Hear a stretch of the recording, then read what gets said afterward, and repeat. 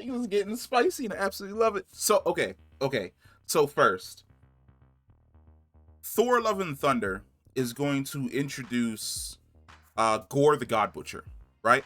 And the concept of Gore the God Butcher is essentially that he's an individual who feels as though the gods let him down. And he uses All Black the Necro Sword to essentially just cut a swath through the pantheon of gods across the cosmos. Here's the thing. Now, I really didn't think Moon Knight was going to introduce the concept of gods. There's a whole discussion that needs to happen about what exactly equates a god in Marvel, because there are multiple tiers of godhood.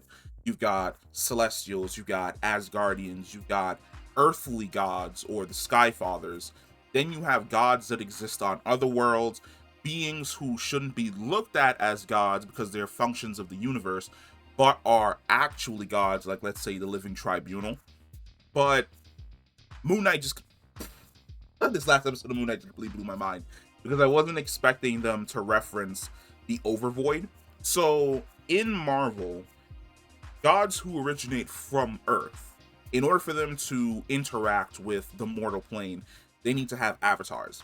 And we see a version of this with the avatars of the Egyptian gods essentially having a giant conference inside of the Great Pyramid of Giza. I believe it was the Great Pyramid of Giza. I could be wrong, but I remember it as the Great Pyramid of Giza. Now, when they meet up, it more or less seems as though Khonshu is the only one out of all of the Egyptian gods whose avatar actually takes action on the mortal plane. Because the gods essentially say that their avatars are only there to observe.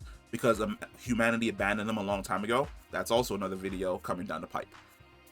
But then, Khonshu mentions essentially that the gods have essentially retreated to the Overvoid. Now, when he first did the Overvoid, I was absolutely confused. I'm like, the Overvoid? The Overvoid? What's the Overvoid? And then I remembered what the Overvoid was. Essentially, in Marvel Comics, there's a place known as the Celestial Heliopolis. It is a giant pyramid that it's all white. It exists in space. Or I shouldn't even say in space. If this is Earth, then the Heliopolis exists in a dimension that's right next to Earth. It essentially exists in the void around Earth.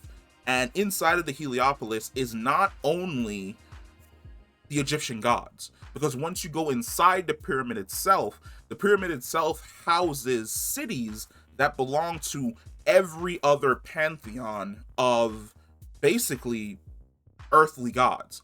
So inside of this city, you would see a version of Olympus.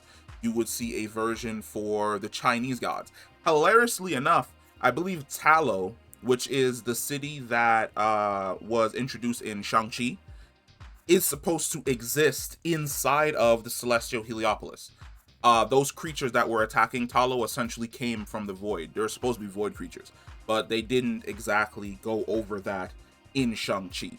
Now, this is going to be wild, because essentially we see that, yes, human deities do indeed exist. Now, the question you're about to ask is, does Asgard exist inside of the Heliopolis? No.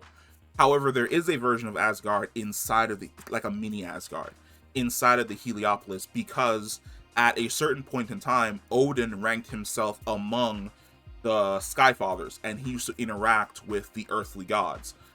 He really started interacting with them once he began essentially being worshipped by the Norsemen, and you could say that at that point in time, Odin went from a being with celestial power, who's essentially an alien, who was now being worshipped by humans, which is legitimately the requirement in order to end up becoming a part of the earthly pantheon.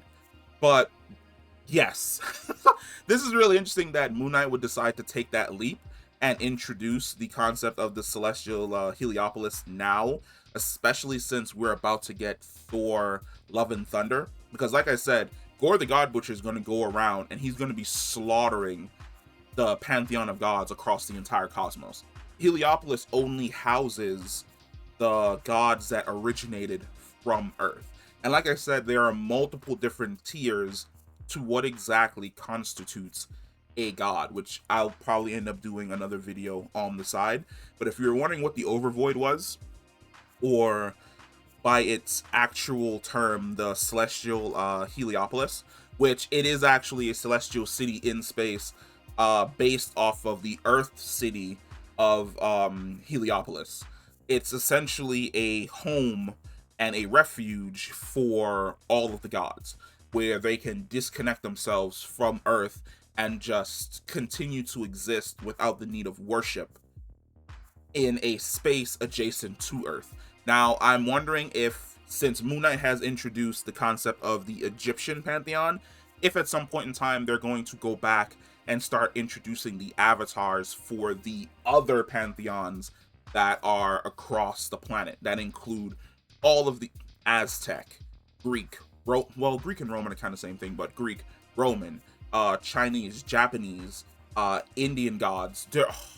So many dope ass pantheons are probably about to get introduced because of Moon Knight, and I absolutely love it. But yeah, that is the Overvoid, the home of the earthly gods in Marvel, and I cannot wait to see where all of this goes and how it all essentially shapes out.